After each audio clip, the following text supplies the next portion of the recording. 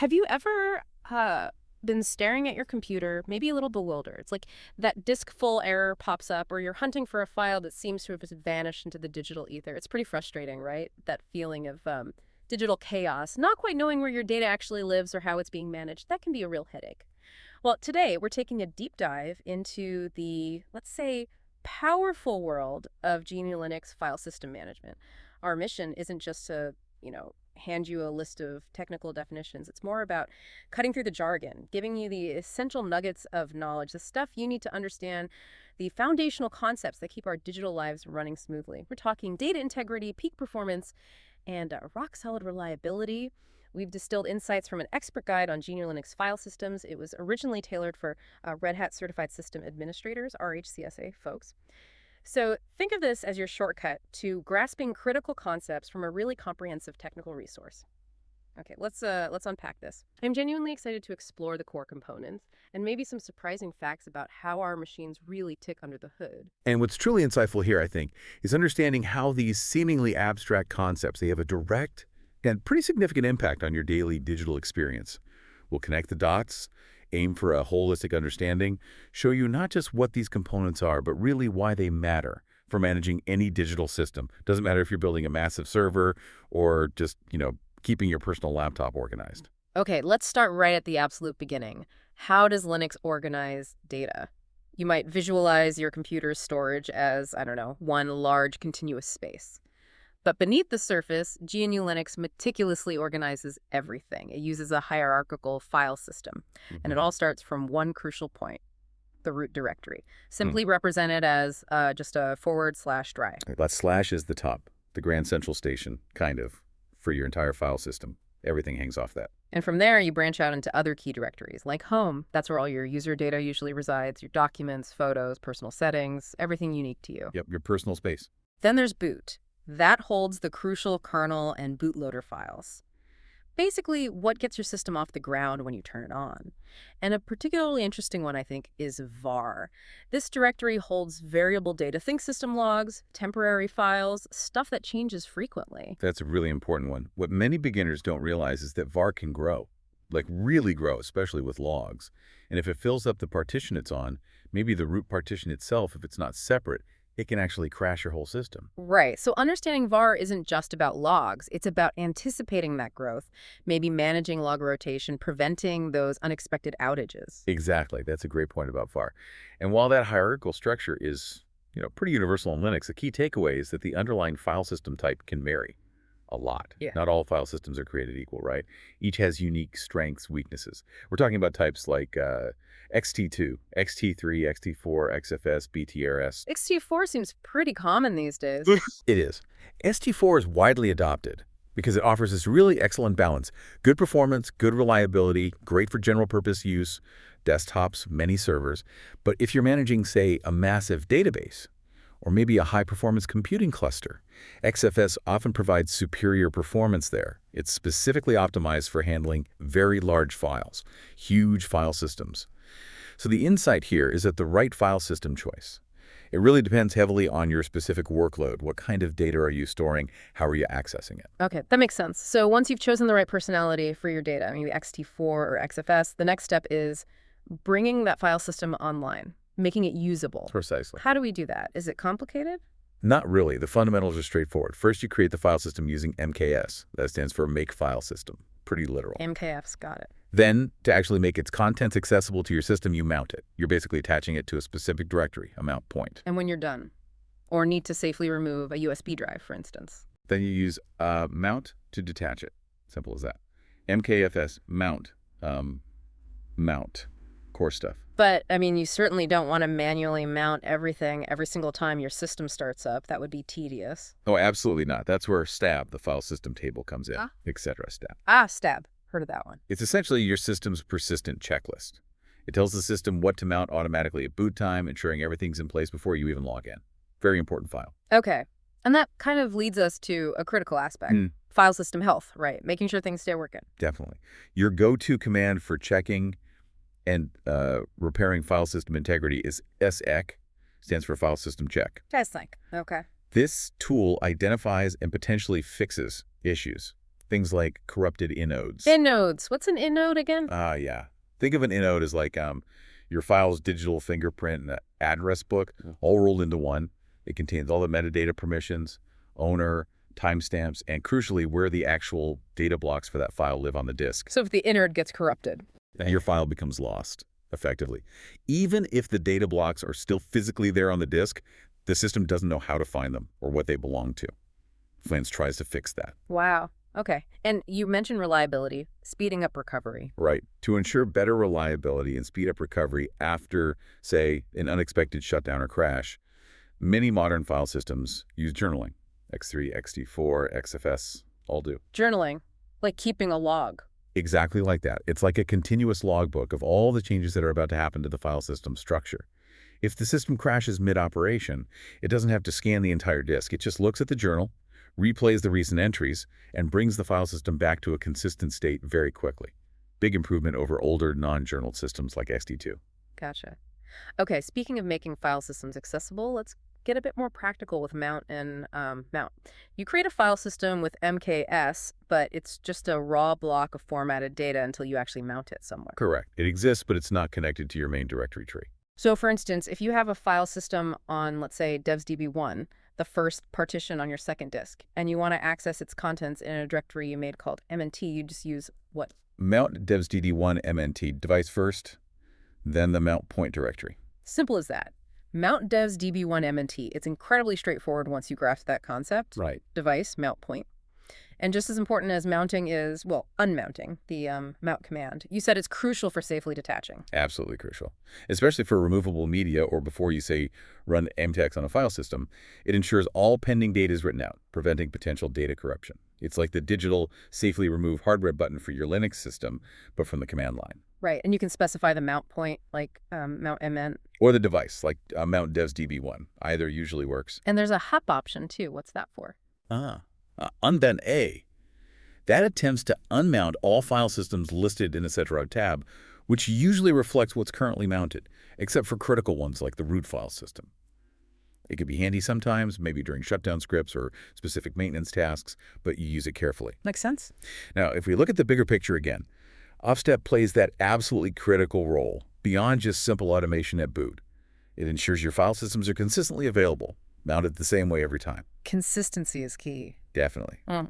Each line in that etc. stab file is like a blueprint. It defines a specific file system and specifies 6 crucial fields. 6 fields. Okay, what are they? You've got the device file, or better yet, its UUID or label, then the mount point directory, the file system type like xday4 or xdisk. Then you have the mount options, which give you really granular control.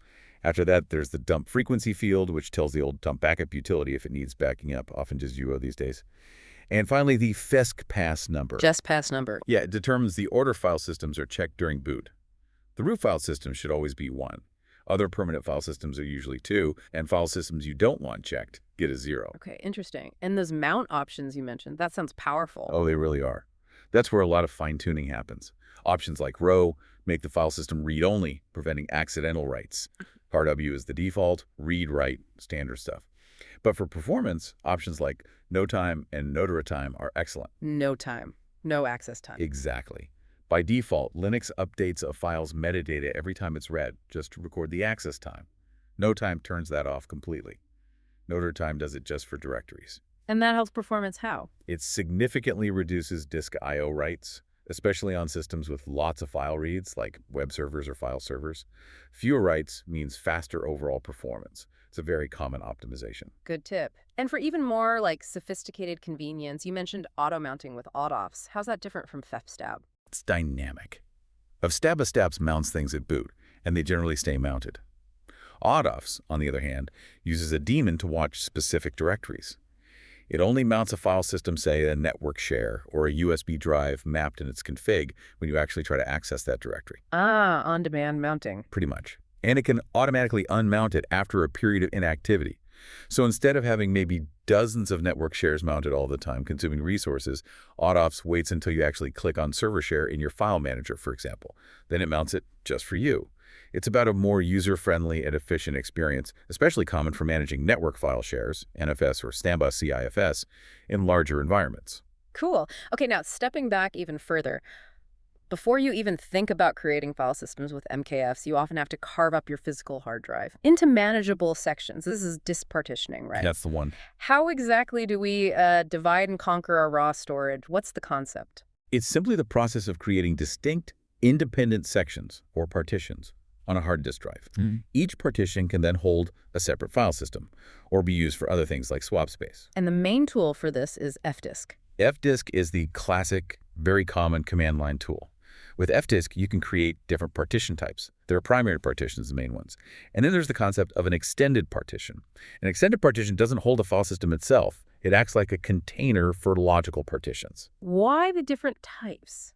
Primary, extended, logical. It's largely a legacy thing from the older MBR, master boot record partitioning scheme. MBR had a fundamental limitation. You could only have a maximum of 4 primary partitions on a single disk. Only 4. That doesn't sound like much on modern large drives. Exactly. So the workaround was you create up to 3 primary partitions, and then the 4th one can be designated as an extended partition. Inside that extended partition, you can then create many logical partitions. That's how you got around the 4 partition limit with MBR. Ah, okay. So fdisk handles all that. Are there other tools? Yep. While fdisk is common, especially for MBR disks, you also have parted. GNU-parted is more advanced. It supports both MBR and the newer GPT, GUID partition table standard, which doesn't have that 4 primary partition limit. Parted can also do things like resize and move partitions, which fdisk generally can't. So parted is more powerful. Any user-friendly options? Command line can be intimidating. Sure, there's cfdisk. It provides a more user-friendly, sort of menu-driven, text-based interface on top of the same underlying libraries that fdisk uses. Easier to visualize the partitions. Okay. So once you've carved up your disk with one of these tools, what kinds of sections, what partition types can you actually create? Well, the most common type you'll set is just Linux, type 83 in MBR. That tells the system this partition is intended for a standard Linux file system, like XB4 or XFS. Another crucial one is swap, type 82. This partition type is designated for virtual memory. Virtual memory, like when the computer runs out of actual RAM. Exactly. The system uses this swap space on the disk as an overflow for RAM. If your physical RAM is full, the kernel can move inactive memory pages out to the swap partition to free up RAM for active processes. It's slower than RAM, of course, but essential for stability when memory gets tight. It makes sense. Any other types, maybe for compatibility? Yeah, you might create partitions with types like FA, various types like FAT16, FAT32, or NTFS if you need to share data with Windows systems, perhaps in a dual boot setup or on removable media. Got it. Linux, swap, FAT, NTFS. Now, a really crucial insight here, especially when dealing with fstab or LVM later, is how we reliably identify these partitions.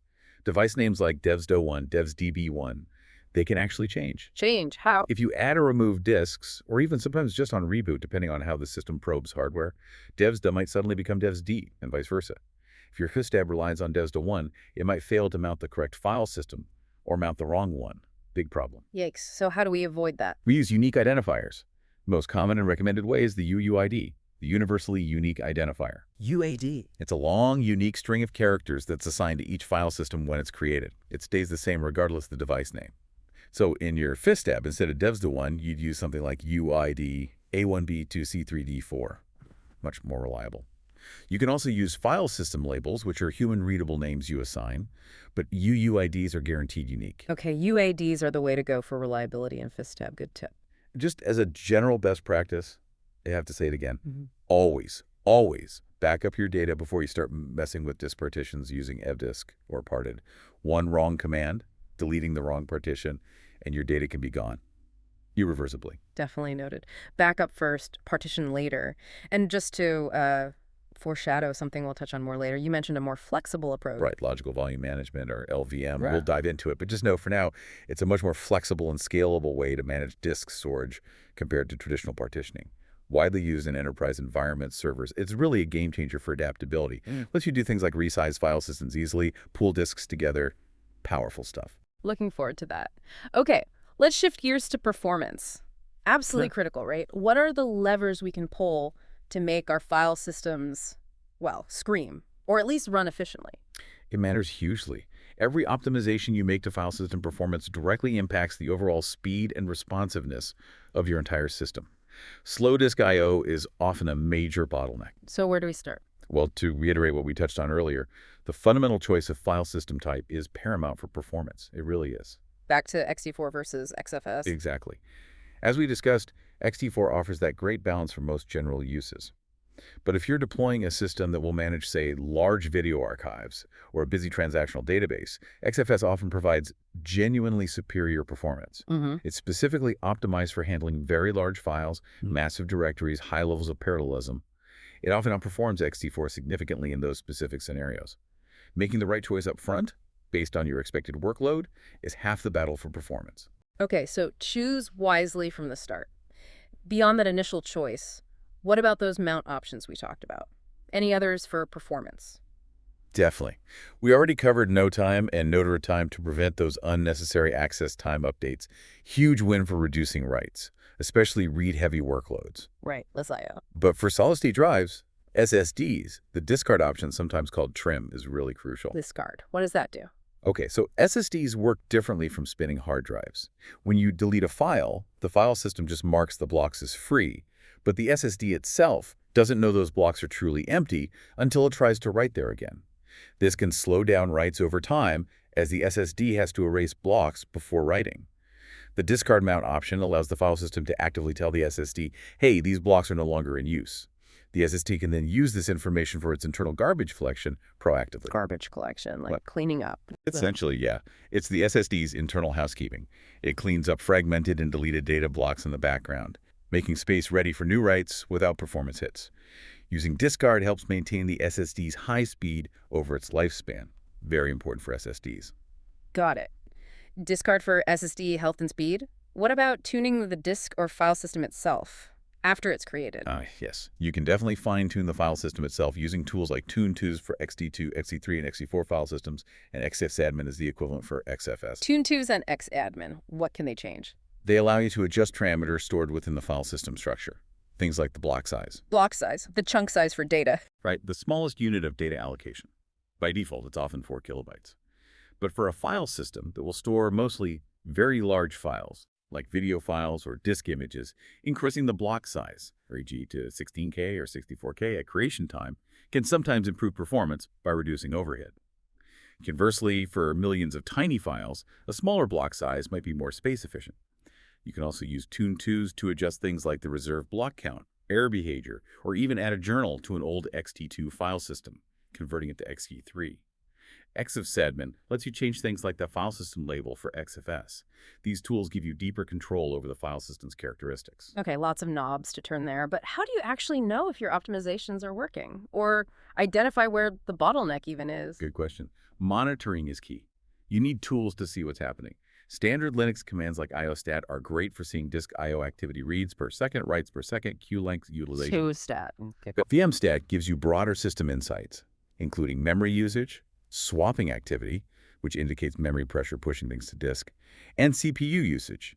High swap activity often points to needing more RAM or optimizing memory usage. And anything more detailed? For really deep dives, tools like Sysdig or Perf can trace system calls related to file operations, letting you see exactly which processes are hitting the disk hard and why.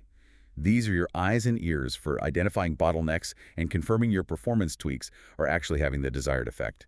You don't want to optimize blindly. Makes sense. Measure, tweak, measure again. Exactly.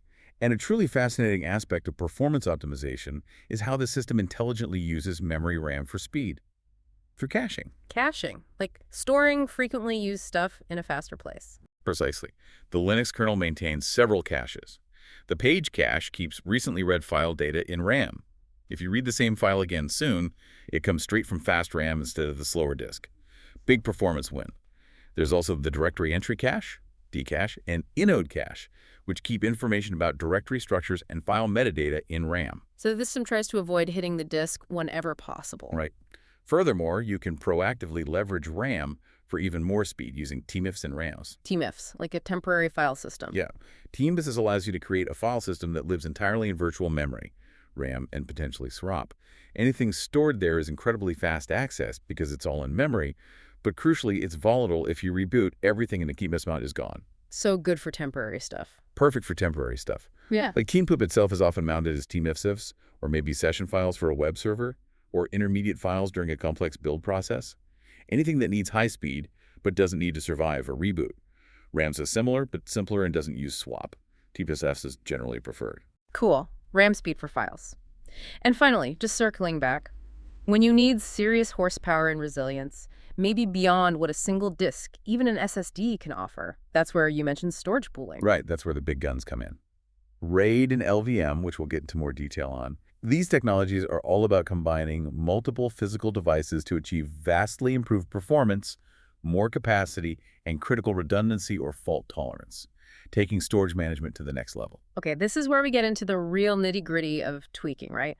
Beyond the standard options we've covered, think of it like, I don't know, adjusting the settings on a high-performance engine to squeeze out every last bit of power for a specific job. That's a good analogy. So what exactly are file system tunable parameters in this context? There's simply these more granular settings you can adjust, often specific to the file system type, to optimize its performance and behavior for particular uses. Maybe it's a busy database server needing low latency, or a large file server needing high throughput, or even a specialized scientific computing cluster with unique I/O patterns. You tune it for the job. Okay. And how do we categorize these? Are there different types of parameters we can tweak? Yeah, we can broadly categorize them. First, there are the mount options, which we discussed quite a bit. Things like no time, note or time, discard, data write back for journaling. These are applied dynamically when the file system is mounted, often via stab. Second, you have file system attributes. These are settings stored persistently on the file system itself, often set when you create it with MKFS or modified later with tools like ToonTools or xapps-admin. Examples include the inode size, the block size, or enabling disabling features like extents. And third, you can think about kernel parameters.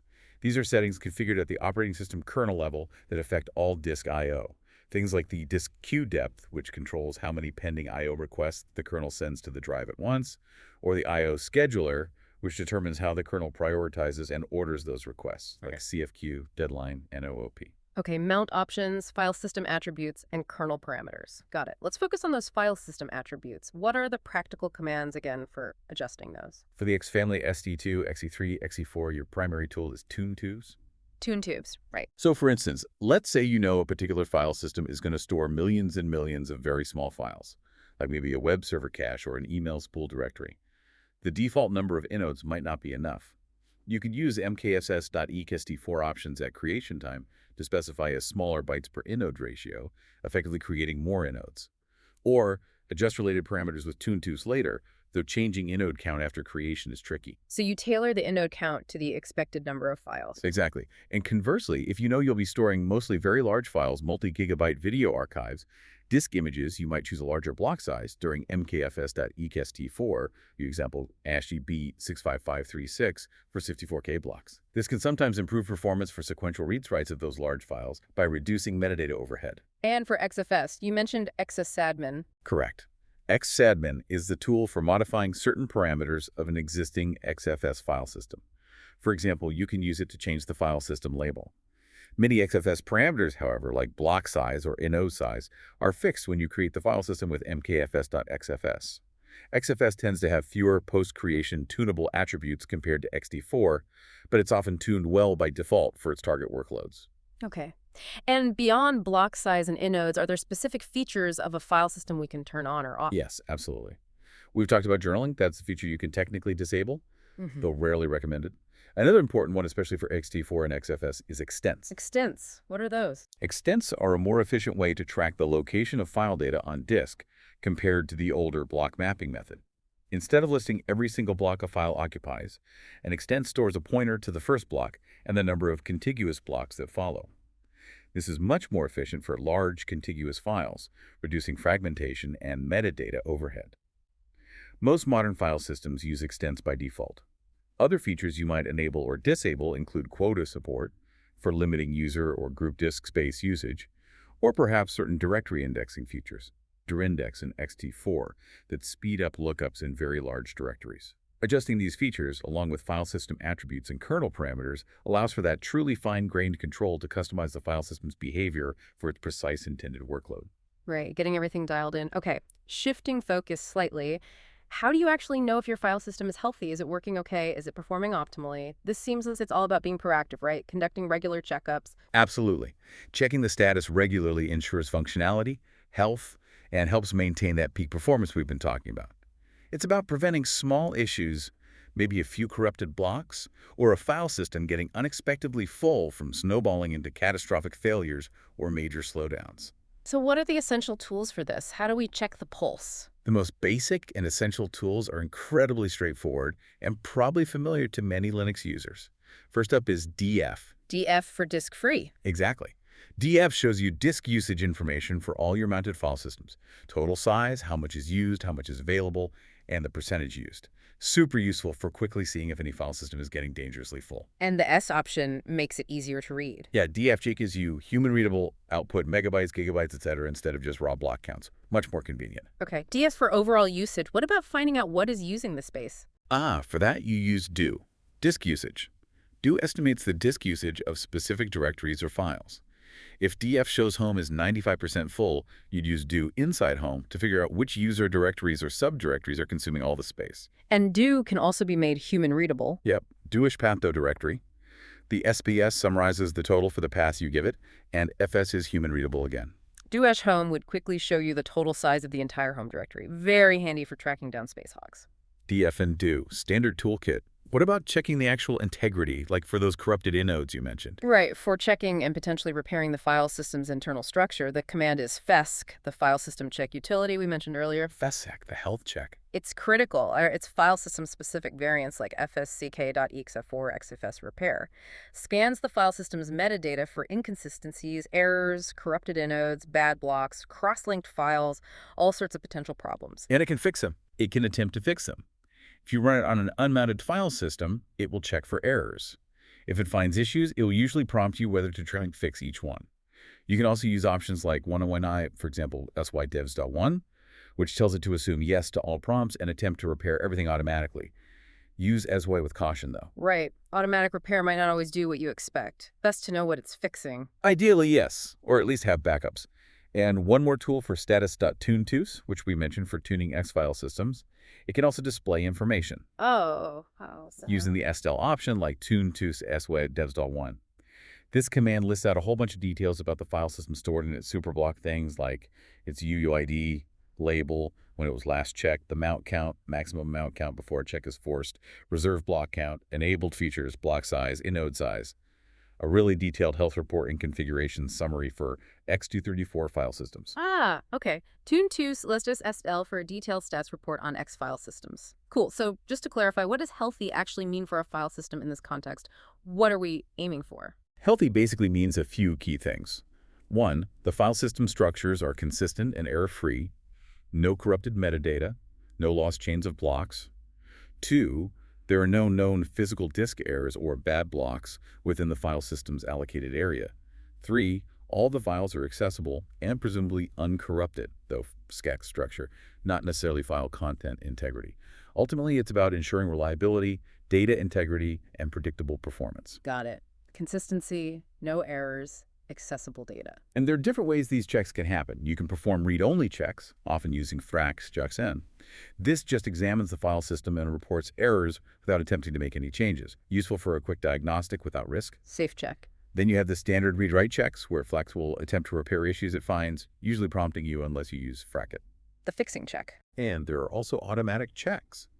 Many systems are configured to automatically run Trigay during the boot process if a file system wasn't unmounted cleanly, in example after a power failure, or if it hasn't been checked in a certain number of mounts or amount of time configurable with TuneTiffs. Ah, the system tries to look after itself. It tries. And for troubleshooting complex issues, logging is invaluable. File systems, especially enterprise ones like XFS, often have robust logging mechanisms that record significant events, errors, and warnings. Analyzing these logs, often found in varlog, can help you pinpoint the root cause of problems, understand what happened during a crash, or track down intermittent issues. Right, the logs hold the clues. Okay, we touched on journaling file systems earlier, but you said this is where it gets really interesting. You described it as a kind of safety net for data. Yeah, this is a good way to put it. It's a sophisticated safety net. The core concept, really, is that journaling file systems use a dedicated area on the disk, the journal, to record metadata changes before those changes are actually written to the main file system structures. So it writes the plan before executing it. Exactly. It writes down, I am about to create this file, or I'm about to delete this block in the journal first. Then it does the actual operation. This allows for incredibly fast and reliable recovery after unexpected shutdowns, crashes, or power failures. How does that speed things up? Because instead of having to scan the entire file system structure with Flex to check for inconsistencies, which can take ages on large disks, the system just needs to look at the journal. It reads the log of recent transactions, sees which ones were completed and which were interrupted, and quickly replays or rolls back any incomplete operations to bring the file system back to a perfectly consistent state. It ensures operations are atomic. Atomic, Yeah, meaning? meaning the operation either fully completes or it doesn't happen at all. You don't get left in some weird half-finished state with corrupted structures because the power went out halfway through writing metadata updates. Journaling prevents that. And these journaling file systems are pretty much the standard now, right? Oh yeah, absolutely. The ones we've mentioned, XT3, XT4, XFS, are all journaling. JFS is another one, originally from IBM. Btrfs also incorporates similar copy-on-write mechanisms that provide consistency. XT3 was basically XT2 plus a journal. X4 added more advanced features on top of that, like extents. And you said XT3, XT4 offer a good balance while XFS shines for large storage. Generally, yes. XT4 is a fantastic all-rounder, very mature, very reliable. XFS is often favored for very large file systems. We're talking terabytes or petabytes, high levels of parallelism, and scenarios demanding maximum performance with large files due to its specific design optimizations. But a really crucial insight, I think, is understanding how the journal actually works, because there are different modes which trade off safety versus performance. Different journaling modes. Okay, tell me more. There are typically three main modes, often configurable as a mount option, especially with X3, XT4.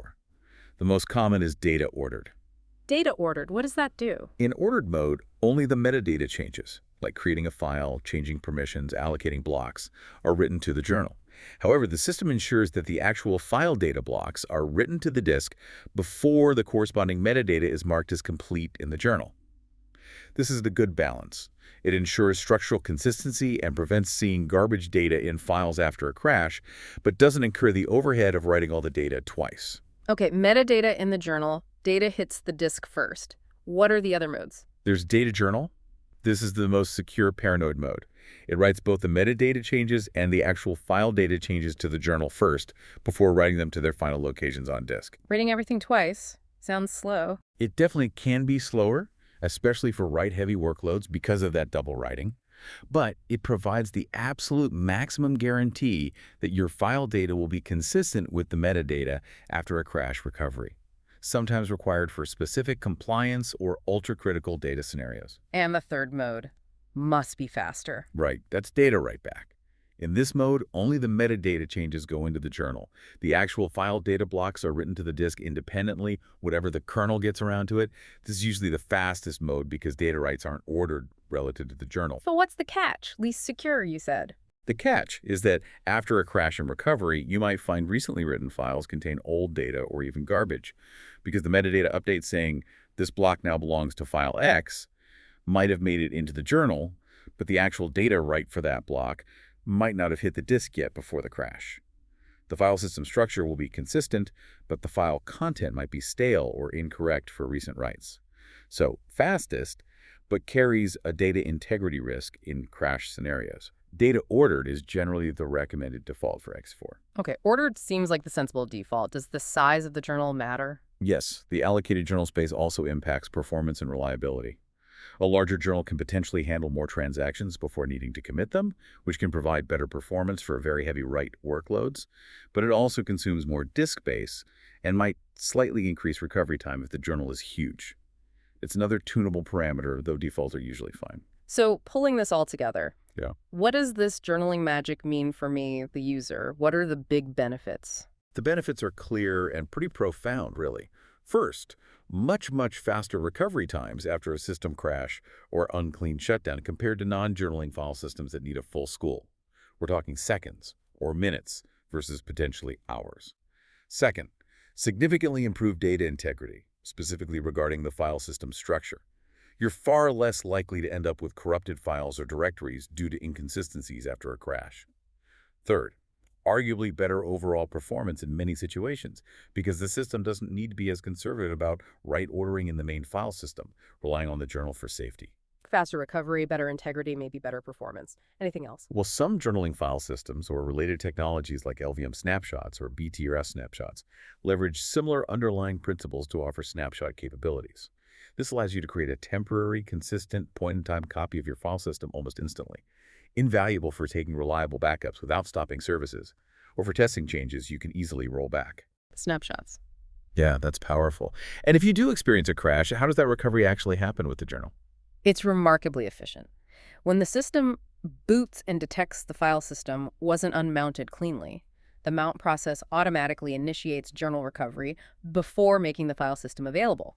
It reads through the journal, identifies any transactions that were started but not marked as completed, and either finishes them, rolls them forward, undoes them, rolls them back, based on the journal entries.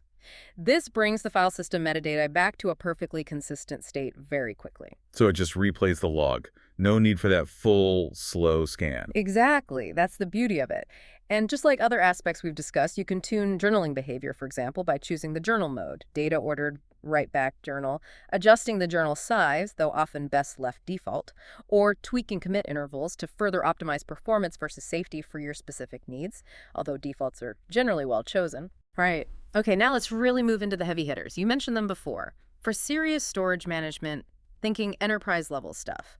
Flexibility, redundancy, performance. Yeah, we're talking about RAID and LVM. RAID standing for Redundant Array of Independent Disks. That's the one. And LVM is the logical volume manager. These are definitely more advanced technologies, but they're fundamental for combining multiple physical disks to achieve goals that a single disk just can't meet: vastly improved performance, better reliability through fault tolerance, or just more flexible capacity management. Okay, let's unpack RAID first. It's all about combining multiple disks, but how you combine them gives you different results. There are several different configurations called RAID levels. Each has distinct trade-offs between performance, capacity, and redundancy. Okay, give me the common ones. What's RAID 0? RAID 0 is striping. Yeah. Data is broken into chunks, and those chunks are written across multiple disks simultaneously. So if you have two disks in RAID 0, you theoretically get double the read and write performance because both disks are working in parallel. Double speed. Sounds great. What's the catch? The huge catch, often overlooked, is that RAID 0 provides zero redundancy. Absolutely none. If any single disk in a RAID 0 array fails, all the data across all the disks in that array is lost, because every file is split across them. Wow. Total data loss from one failure. That's risky. Extremely risky for anything important. It's purely for speed, maybe for temporary scratch space where data loss isn't critical, but never for storing valuable data without separate backups. That's a surprising risk many overlook when just chasing those raw performance numbers. Okay, noted. RAID 0 equals speed demon, but dangerous. What about RAID 1? RAID 1 is mirroring. It's simple. You take two or more disks, and you write the exact same data identically to all of them. So perfect copies. Exactly. This provides excellent redundancy.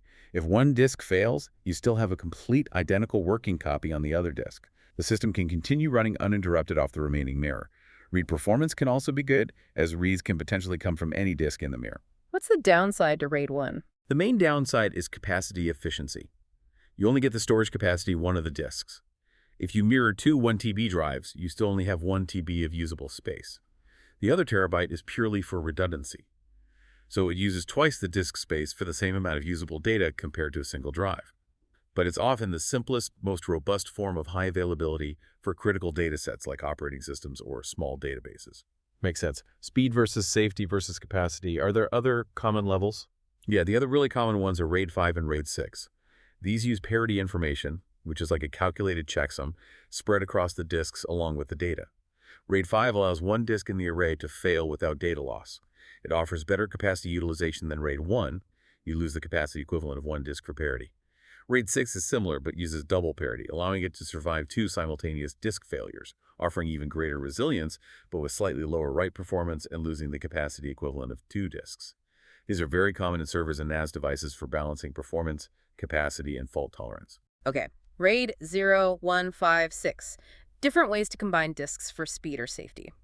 Now, what about LVM? You called it the flexible storage architect. Yeah, I think it earns that title.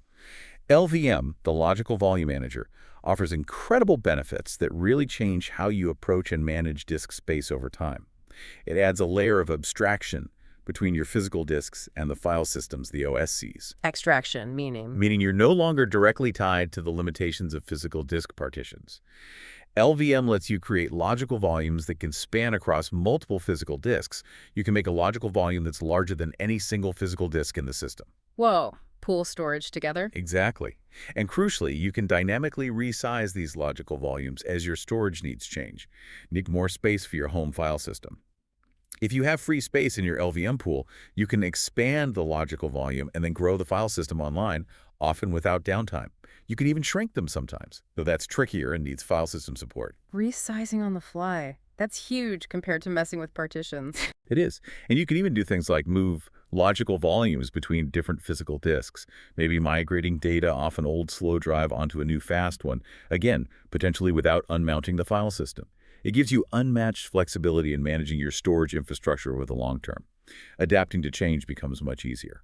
Okay, how does LVM actually work? What are the building blocks? You mentioned a hierarchy. Right, LVM operates with a clear hierarchy.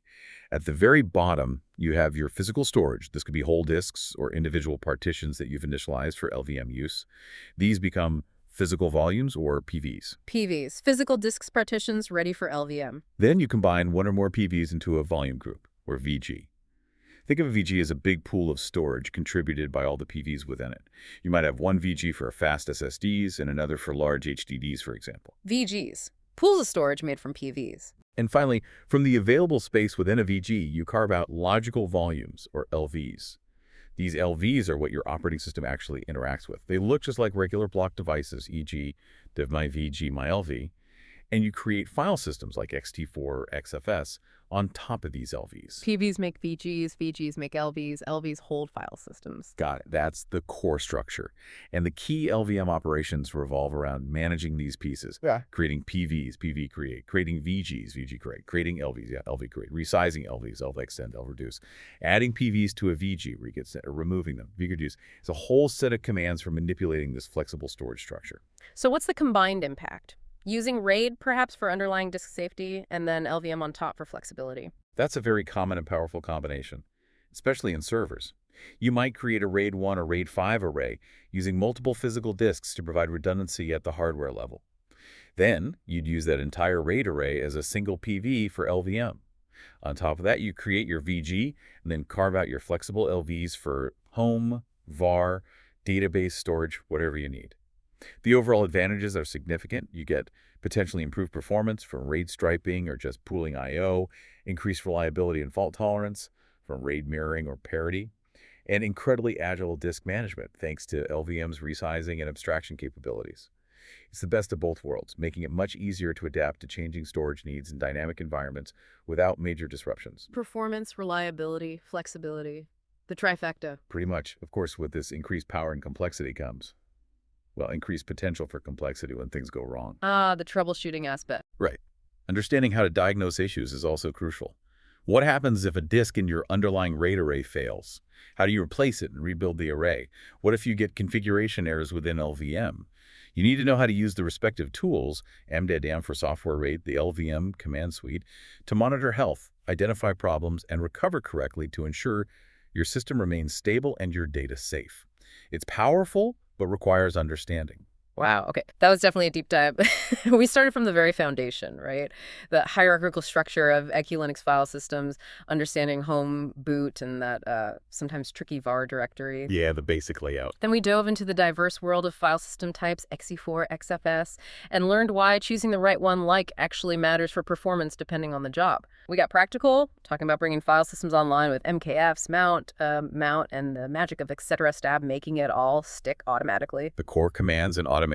We carved up disks with fdisk and parted, learned about primary, extended, and logical partitions, and the importance of using UUIDs instead of device names for reliability. We talked optimizing performance, those mount options like NOA time, noder time, and the crucial discard for SSDs. We even touched on fine-tuning with TuneTools and xadmin, thinking about block sizes and inodes. Pulling those performance levers. Then checking health with DF, do, and the essential FSIST, and peering into that vital safety net. Journaling file systems, understanding modes like data ordered versus write back. Diagnostics and the journal's role. Vital stuff. And finally, yeah, scaling up to the big leagues with RAID and LVM, understanding how RAID levels offer speed or redundancy, and how LVM provides that amazing flexibility for managing storage pools with PVs, VGs, and LVs. Combining disks for advanced management. It all builds up. And the real takeaway here, I think, is that even grasping these concepts at a high level, it equips you with really crucial knowledge. You start to understand how your digital systems truly operate beneath the surface you normally see. It's about moving beyond just, clicking icons or saving files to appreciating the hidden architecture that keeps everything humming along, storing your data safely, making it available quickly. This knowledge isn't just theoretical. It leads to those aha moments, makes you a more informed user, maybe even a better troubleshooter, a deeper appreciation for the digital world. That's a great way to put it. It demystifies things a bit. Mhm. So, as you, our listener, go about your day, maybe interacting with your computer or phone, here's a thought to mull over. Given this wide array of file system types we discussed, XT4, XFS, maybe even others like Btrfs or ZFS, and all the tuning options available, from mount flags to journaling modes to LVM, how might a deeper understanding of these choices impact not just massive server performance, but also the longevity, the stability, and maybe even the hidden performance characteristics of data storage on our personal devices, laptops, phones, tablets? Is there room for optimization even there? Something to think about.